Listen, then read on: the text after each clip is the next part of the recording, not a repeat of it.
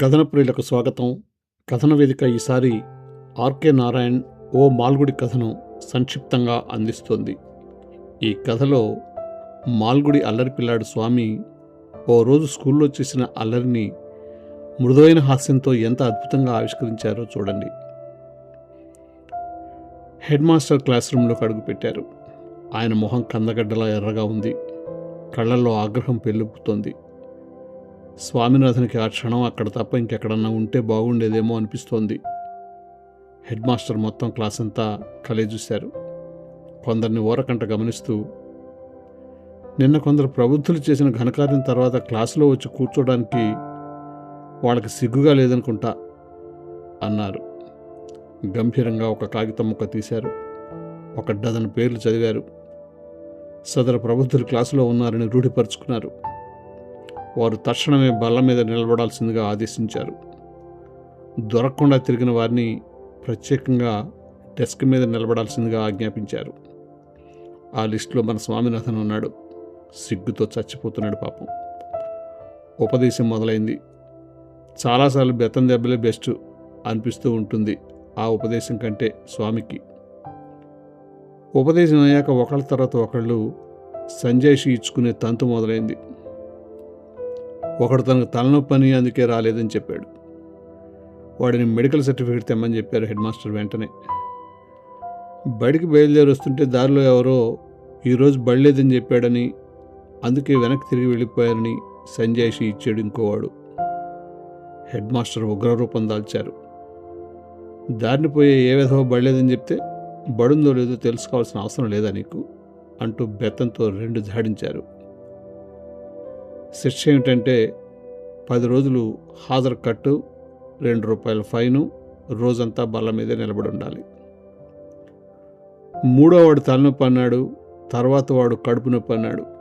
5వ వాడు సరిగ్గా బడికి వచ్చే ముందే నాన్నమ్మ చచ్చిపోయిందని చెప్పాడు. సరే, అలా అయితే మీ నాన్నతో ఒక కాగితం రాయించుకొని రా అన్నారు హెడ్ మాస్టర్. మా నాన్న లేడు సార్. అయితే నువ్వెక్కడుంటావురా? మా నాన్నమ్మతో సార్. మరి నాన్నమ్మ చచ్చిపోయింది కదరా? లేదు సార్, చచ్చిపోయింది ఇంకో నాన్నమ్మ సార్. ఒరేయ్, ఒకడికి ఎంతమంది నాన్నమ్మలు ఉంటారా వెధవా అన్నాడు హెడ్ మాస్టర్. సమాధానం లేదు.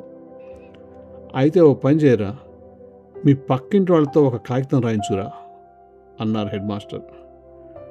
వీలు పడదు సార్, మా పక్కింటి వాళ్ళకు చదువు రాదు, ఆ చుట్టుపక్కల వాళ్ళకు కూడా చదువు రాదు అన్నాడు వాడు కంగారుగా. అయితే మన టీచర్ వెళ్ళి ఇంటి పక్క వాళ్ళతో వాకప్ చేసి మీ నాన్నమ్మ చచ్చిపోయిందో లేదో చెప్తారులే అన్నారు హెడ్ మాస్టర్. అలా కుదరదు సార్ అన్నాడు వాడు దిగచెమటలు పడుతూ. ఎందుకో అన్నాడు హెడ్ మాస్టర్ వ్యంగ్యంగా. ఎందుకంటే మా ఇరుగు పొరుగు వాళ్ళకి ఆ విషయం అసలు తెలుసో లేదో సార్ అన్నాడు వాడు. మాట మొత్తం పూర్తయ్యేలోపే టాప్ అని ఒక దెబ్బ పడింది. అలా టపా టపా మోకాళ్ళ మీద దెబ్బల వర్షం పడుతూనే ఉంది. ఒరే చెత్త వెధవ, మీ నాన్నమ్మ చచ్చిపోతే పక్కింటి వాళ్ళకు కూడా తెలీదా? 15 రోజులు బడి మొహం చూడటానికి కూడా వీలేదు పో అంటూ దెబ్బలాపి ఊపిరి తీసుకున్నారు హెడ్ మాస్టర్. స్వామినాథన్ వంతొచ్చింది. బెక్క చచ్చి పక్క చూపులు చూడటం మొదలుపెట్టాడు స్వామి. హెడ్ మాస్టర్ కళ్ళు నిప్పులు కురుస్తున్నాయి. ఎప్పుడవి తన వైపు తిరిగి కాల్చేస్తాయని భయంగా ఉంది స్వామికి.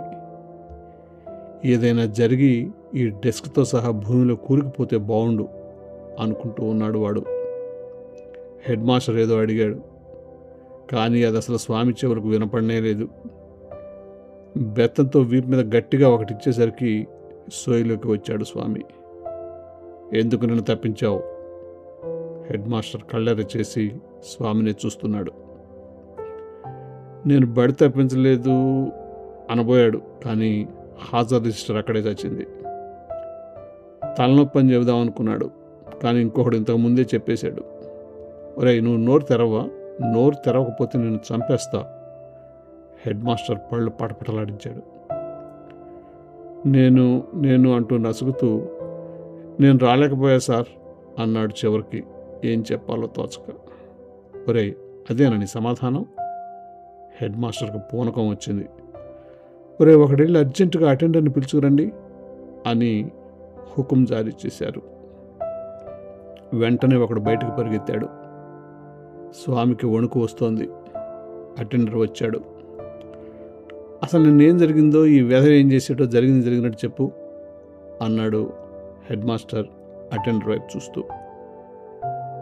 నువ్వు నిన్న కిటికీ అద్దాలు పగలగొట్టడం నేను చూడలేదనుకున్నావా అన్నాడు స్వామి వైపు గుచ్చుగుచ్చు చూస్తూ ఆ అటెండర్.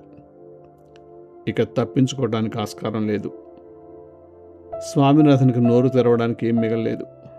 దాంతో మౌనంగా ఉండిపోయాడు. మళ్ళీ టపాల్ని ఇంకో దెబ్బ వీపుకు అడ్డంగా చీరుకుపోయింది. ఏం చెప్తావో చెప్పరా ఇప్పుడు అన్నాడు హెడ్ మాస్టర్. స్వామి దగ్గర చెప్పడానికి ఏమీ లేదు. నిజంగా కిటికీ అద్దాలు విరగ్గొట్టడం వాస్తవమే. మళ్ళీ హెడ్ మాస్టర్ చేతిలో బెత్తం ఇంకో దెబ్బకు రెడీ అయిపోతోంది. వెంటనే స్వామి, సార్ కొట్టకండి, నాకు నొప్పి పుడుతుంది అన్నాడు గట్టిగా అరుస్తూ. దాంతో రెచ్చిపోయిన హెడ్ మాస్టర్ మరో 4 దెబ్బలు టపా టపా పీకాడు. ఒరేయ్, నువ్విలానే నించో ఈ డెస్క్ మీదనే. నేను మళ్ళీ దిగమని చెప్పే వరకు ఇట్లానే ఉండాలి, జాగ్రత్త అన్నాడు హెడ్ మాస్టర్. ఒంటి మీద పడ్డ ప్రతి దెబ్బ మంట పెడుతోంది.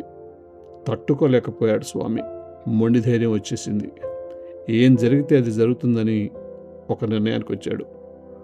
అవమానం తట్టుకోలేకపోతున్నాడు. డెస్క్ మీద నుంచి ఎగిరి దూకి ఠక్కున పుస్తకాలు అందుకొని, ఎపో నీ దిక్కుమాలిన స్కూల్ నాకు అక్కర్లేదు అంటూ రివ్వున బయటికి పరిగెత్తాడు ఉక్రోషంగా. ఇదండి కథ. ఈ కథ మీకు నచ్చినట్లయితే మీ అభిప్రాయాన్ని తెలియచేయండి. ధన్యవాదాలు.